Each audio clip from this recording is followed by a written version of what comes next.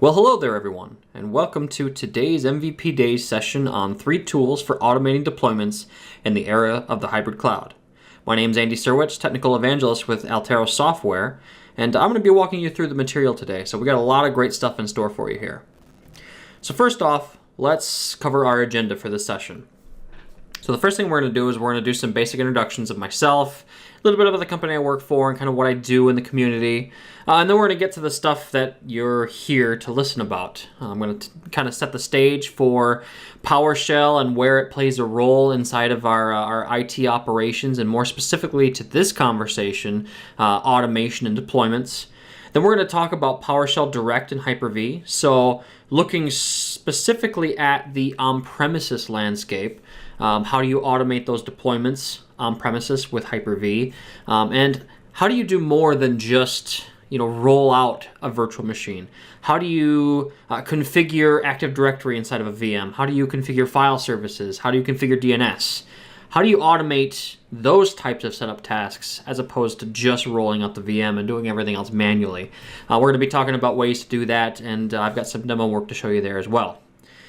And then we're going to wrap things up with PowerShell and Azure IaaS. Now, this is a lot of material to cover in 30 minutes. So we're going to spend the most of our time on item 3 here, but I also want to touch on item 4 as well, because Azure and the public cloud is becoming a very large part of our day-to-day IT operations, and these deployment strategies and automation centered around deployments needs to factor in those architectures as well. So we'll be touching base on that briefly to kind of give you a taste of what it looks like to run virtual machines inside of Azure IaaS. And then from there, we're going to just wrap things up, give you a couple of resources to keep you going, and we'll go from there. So, first off, some introductions. Again, my name is Andy Syrewicze. I'm a technical evangelist for Altero Software. I'm also a Microsoft MVP in the Cloud and Data Center Management competency. I'm also a VMware vExpert. I've been in the industry for about 15 years, a little bit more than 15 years actually. 11 years of that time was spent working for an MSP. And during my time in the industry here, I've had a primary focus on virtualization, cloud services, and the Microsoft server stack. And my emphasis has always been on Hyper-V, VMware, and virtualization in general. I'm very active on Twitter. You can hit me at my Twitter handle there if you'd like. I also blog, and I'm the chief editor for all of the Altero blogs there at the bottom of your screen. We have a Hyper-V blog, a VMware blog, and a newer blog that's specifically for MSPs and service providers. So if you're interested in any of that information, feel free to check us out there. Also, I am very active on comments there as well, so that's another great place to reach me if you have questions after the session today. A little bit more information about Altero. If you're curious about what I do and what kind of company I work for, Altero is a backup vendor. They we make some pretty fantastic, awesome, easy to use backup software.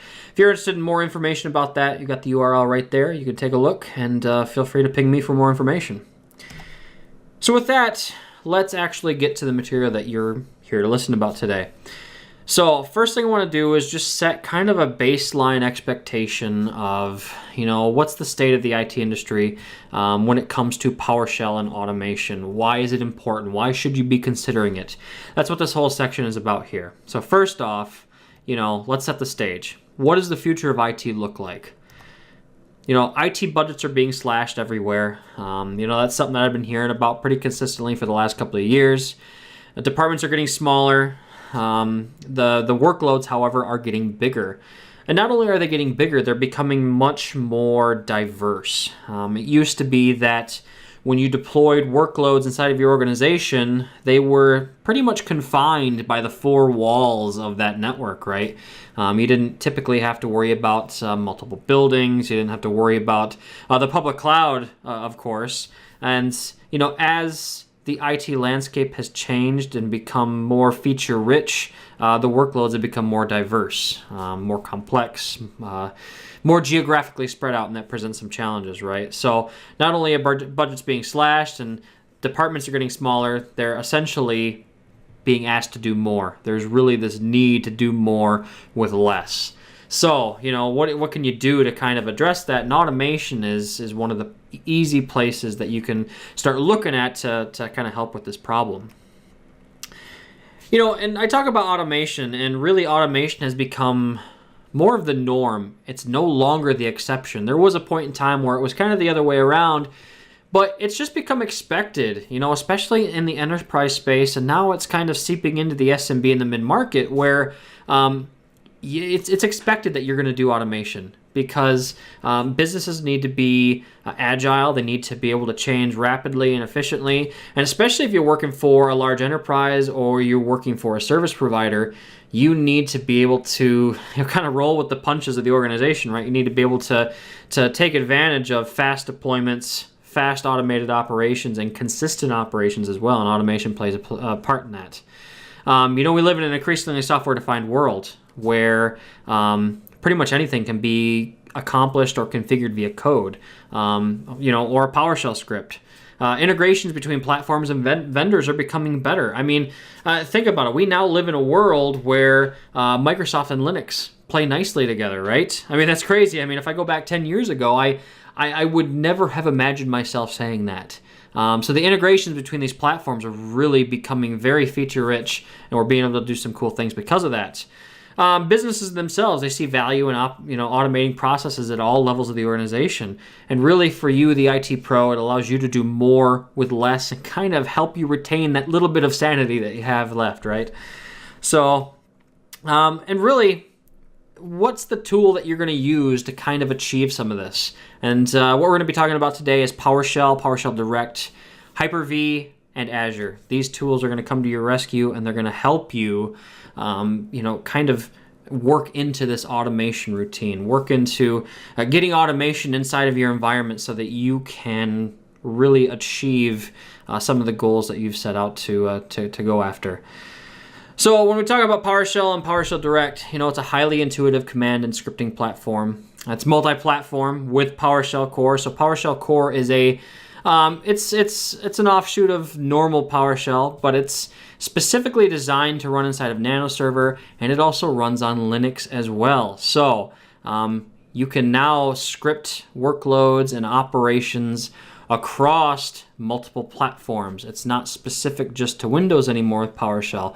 So think about all the doors that opens, right? No longer are you stuck to just managing Windows with PowerShell. So very interesting world indeed. PowerShell has modular capabilities, so I see this especially being useful in the case of third-party vendors. A lot of vendors are starting to create their own PowerShell modules to manage things like switches and network devices and things like that.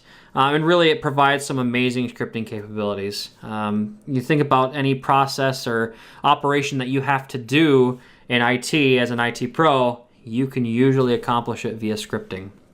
So that's some powerful stuff. So more specific to automation, and deployments especially, servers increasingly need to be treated like cattle, and they should be. I have a good buddy of mine that I talk with, and he always likes to say that, it's a great concept and all, and people should follow it, but every organization always has that one machine that's a holy cow, right? It's that one machine that you can't get rid of. It's not easy to rebuild because maybe it's running some legacy software or something along those lines. But really what we should try to get to, and the technology today is making it easier, is we need to get to a point to where truly every machine can be treated like cattle. If there's something wrong with it, we can blow it away, rebuild it quickly in a matter of minutes. And automation and some of the deployment stuff I'm going to be showing you here really will help you do that. I mentioned it already, automated deployments really makes results more predictable. Removing that manual component from rollouts allows for quicker deployments. And, leveraging these technologies that I'm showing you here, will allow you to not only, like I said, deploy the VM itself, but allow us to reach inside of those virtual machines and configure the workloads inside the VMs themselves as well, and without network connectivity as well. That's one of the cool things I'm going to be showing you here in a second. So let's talk about PowerShell Direct. PowerShell Direct is a new technology that was introduced in Windows Server 2016 that allows you to have PowerShell remoting type functionality, but via the virtual machine bus on a Hyper-V host. So you have a Hyper-V host, you've got virtual machines running on it, you want to execute some code against those virtual machines, but maybe there's no network connectivity. maybe it's the deployment phase, right? How do you get that code remotely to that virtual machine? And PowerShell Direct addresses this issue. Now, I find that PowerShell Direct is one of those things where a picture is worth 1,000 words. It's just easier if you can kind of visually see it here. So in this case, I've got a Hyper-V host. So this is the logical layout. You've got your host here at the bottom. We've got this virtual machine bus here in the middle, which allows information exchange between the guests and the host system. And then you got the virtual machine sitting on top. Now, one of the requirements here is that the host itself has to be running Windows Server 2016 or Windows 10, and the same thing for the guest operating systems as well. So then I'm the administrator here. I've got a PowerShell, I've got a PowerShell workload that I need to get to one of the virtual machines. Now again, you might be in a situation where there's no network connectivity to these VMs, or maybe the virtual machine is part of a different network segment that you yourself don't have access to from, wherever you're at on the network at the time.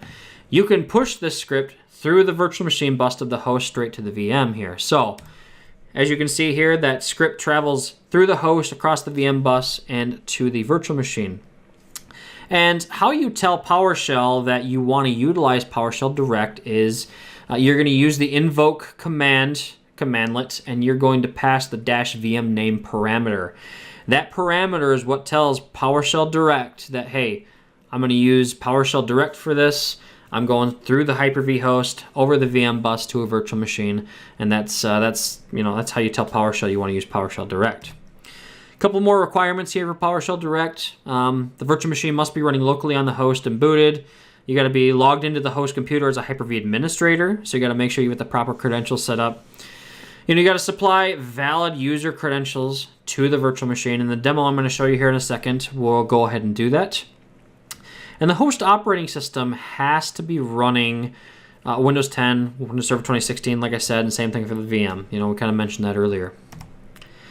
So at this point, let's go ahead and switch over to our demo here. I don't want to murder anybody with PowerPoint. So let's switch over to the demo here. So I'm on my host system. I've got PowerShell ISE running. And the first thing I'm going to do is I'm going to run a get VM. So let's actually see how many virtual machines are running on the system. So I got 4 virtual machines. They're all powered off. The one we're going to be working with here is PSD1, PowerShell Direct 1. I made this VM specifically for this demo. So first thing, I'm going to set the virtual machine in a target variable, and I'm going to go ahead and start it. So it's going to start that virtual machine. We're going to give it a couple seconds here to boot. And then we're going to go ahead and we're going to start executing code against it. So while that's running, the first thing I'm going to do is I'm going to go ahead and I'm going to store some credentials inside of a local credential variable. This typically isn't best practice to actually store the password in plain text, obviously, inside of PowerShell. A buddy of mine, Luke Oriani, he's actually got a great post out on our MSP blog about encrypting passwords inside of PowerShell scripts, and I'll be sure to include that in the resources section here a little bit later on. So the first thing I want to do is I want to see what the network status is of that virtual machine. So, I mentioned this whole time that, hey, PowerShell Direct allows us to execute code against virtual machines even without network access. So first, I'm going to run the get VM network adapter commandlet here. And you can see here, here's the network adapter for that virtual machine, PSD1. And we can see that, hey, the NIC is there and the status is okay, but it's got a 169 address. It's not able to talk to the network, so it's just grabbed a 169 address. So I can't talk to it directly over the network. So we're going to use PowerShell Direct to do all the things that we would have done over the network. So I've captured my credential variable here. And now I'm going to actually invoke a command against a virtual machine. So here I've got invoke command -vm name, which again is the parameter that tells PowerShell that we're using PowerShell Direct. Target VM is PSD1 using the credentials that we just captured. And then I'm going to execute this script block. So all I'm doing here is I'm just getting the volume information. Give me the information about the volumes inside of this virtual machine. So let's go ahead and execute that line. And what it's going to do is it's going to reach inside of that virtual machine, authenticate using those credentials that we stored, and then it's going to return back that volume information that we just requested. And there it is. You can see that all the different volume information from inside the virtual machine and what the computer name was. So there we see PSD1, so it pulled it from the correct virtual machine. The next thing I want to do is do something a little bit different. So let's say this is a production machine and I want to see if the file server role is installed. So what I can do here is I'm just doing the same exact thing, but I'm just changing the script block. So here I'm just returning a list of Windows features, and I want to look for the file server feature specifically. So let's go ahead and execute that. And there, it's returned a list, and I can see that, again, PSD1, here's the feature that I'm looking for, file server feature. Is it installed? No, that's completely, it's false. It's not installed. So there I can see, hey, it's not installed, and I can go ahead and install if I want. And I could even use PowerShell Direct to install it if I'd like to. And I'm going to show you a script here in a little bit that you'll actually see some lines like that in regards to Windows features. So the other thing that you can do with PowerShell Direct is you can do interactive sessions, just like PowerShell remoting. If I want to log into the system in question and actually type the commands and execute them right there on the fly. So I can do that just by doing enter PS session, and again, that VM name parameter. So I'm telling, again, PowerShell that, hey, I want to use PowerShell Direct. I'm going to go ahead and execute that.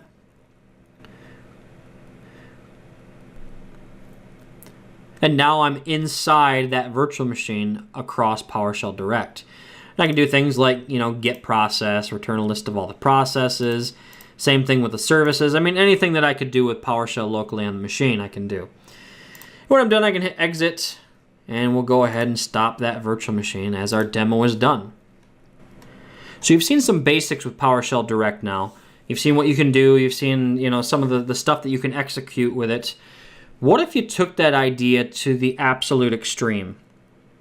Now what I've done here is I have actually put a fairly large script together. It's available out on the Altero Hyper-V blog. And what this script does is it deploys a virtual machine from a pre-baked template that I have put together. It provisions that virtual machine as an Active Directory domain controller, provisions a new domain inside of it. It then sets up another virtual machine from that image as a file server, adds it to that domain, creates a user account, a custom user account for you to use, and it installs the file server role and creates a file share. So I mean, we're creating two virtual machines, we're creating a domain, a file server, and a file share. It's not necessarily the makings of an entire data center, but it's a good start, right?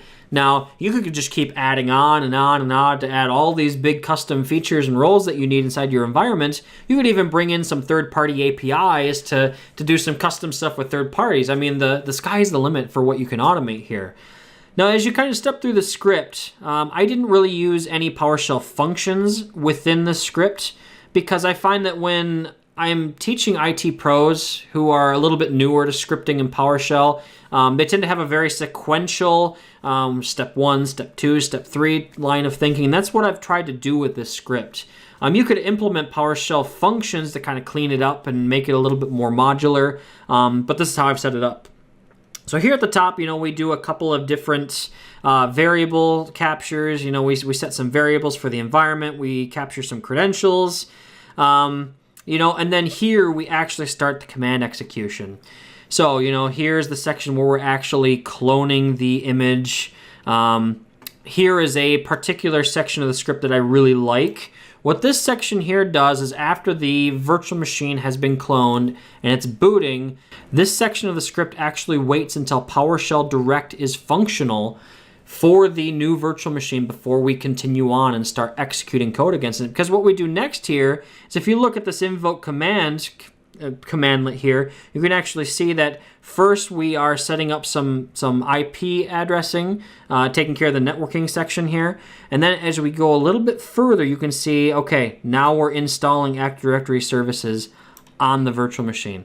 So here we are actually executing and configuring things inside of the virtual machine, which is really powerful. Again, you're doing this with no networking. It's completely scripted. It happens immediately after the virtual machine is deployed, and away you go. And you can keep scrolling down here. You can see, we're creating some new AD users. Now we're spinning up that file server VM. I mean, it's a 200 some line script, and I'll include a link here in the resources page that I'm going to show you here in a second, so you can go onto the blog and you can actually look at the script and see what it does at your leisure. Let's go back over to the PowerPoint and take a look at that. So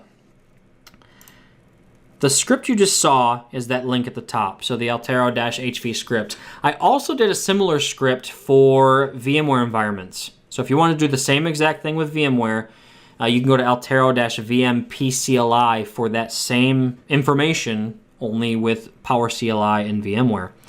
I've included a couple other useful links here. You get the PowerShell Direct documentation, you get the PowerCLI documentation, and that encrypting passwords in PowerShell blog that my buddy Luke wrote. I've got the link to that as well. So let's talk about PowerShell and Azure IaaS. So like I mentioned earlier, we're not going to spend a whole lot of time on this because, again, we only have 30 minutes. But I wanted to give you kind of a taste of taking the automation and deployment stuff that we've talked about thus far and extending it to a public cloud like Azure. Now, Azure lends itself well to the automation and deployment discussion that we've been having because Microsoft has gone to great pains to make sure that it works with PowerShell. We've got tools that we can use on our machines that allow us to easily execute code against Azure. We've even got the Azure Cloud Shell, which is baked right into the Azure Online Portal. So if you want to execute code while you're logged into the portal, you can do that as well. So we've got lots of options here when we're using PowerShell and Azure IaaS together. So getting started, there's just some documentation that you can take a look at. You got the official documentation there. For information on installation, you can go to that URL there on the second line.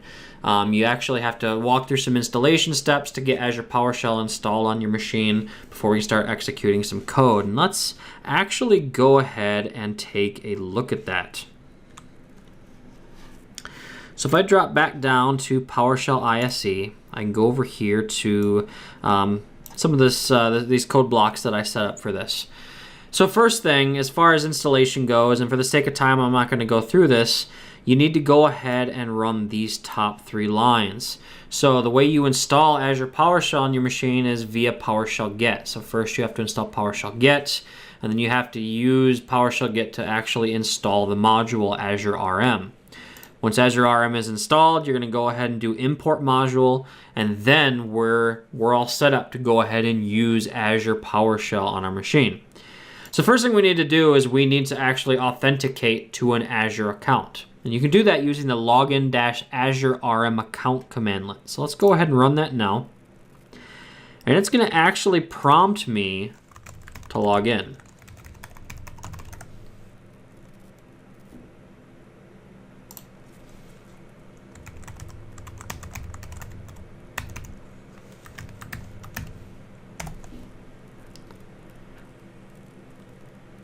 And once I'm authenticated, you can see some basic subscription information, which environment I'm part of, and what the account email address is there as well. So once we're there, it's really simple to just set up a basic virtual machine inside of Azure IaaS. Now, historically, this used to be quite a process to use PowerShell with Azure to make a new virtual machine. You had to run a whole slew of commandlets to get this to work. And Microsoft has done a lot of great work recently to make this super easy.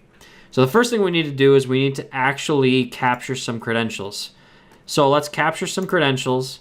These are the credentials that we're going to use for the new virtual machine. So this will be the credentials we use to log into that new virtual machine. So let's go ahead and set this up. Okay, I've captured that credential information.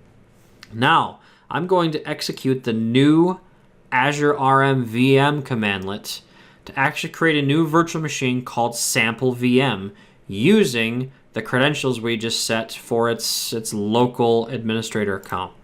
So let's go ahead and execute that. And it's going to go ahead and it's going to create a new virtual machine. And what I'm going to do here is I'm going to kind of speed up the video a little bit so that you don't have to sit here and wait for this whole thing to happen. But we'll go ahead and wait for this complete, and we'll take a look at the portal in just a second.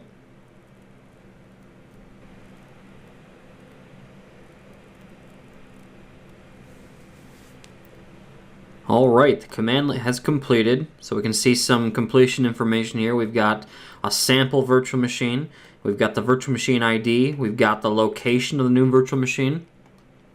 So it's been successfully created. Now, it's by no means a full production deployment. I mean, we still have to configure the services and roles inside of that virtual machine that we want to utilize. But to our automation and deployment discussion, you could then add some code onto the script that would use PowerShell remoting to connect to that virtual machine and configure those services inside of it. So again, you could automate further deployment as part of this process.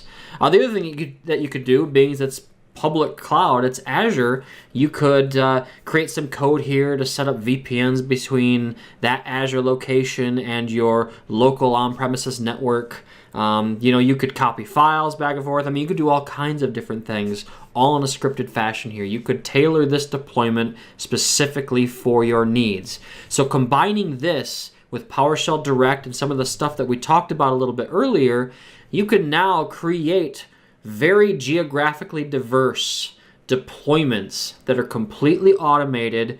Once you've got it all set up and scripted, you just execute the script, stand back, and watch. It's really a powerful thing. It'll allow you to save time, and it will allow you to have more consistency with your deployments. So that kind of wraps it up for the session here. Again, I want to thank you all for attending today. I hope that you've been able to take some of this information away, and I hope it helps you with some of your day-to-day activities. If you have any follow-up questions, I've tried to answer most of the questions that we've had in the chat today, but if you have any follow-up questions, go ahead and reach out to me at Twitter. My apologies, you'll have to spell my Twitter handle there. I just used my first initial and last name. Again, you can also reach out to me via the Altero blogs as well. I've got 3 of them there. Again, a Hyper-V one, a VMware, and an MSP Dojo. And again, thanks for attending, and hope you enjoy the rest of your day watching MVP Days. Thanks for watching.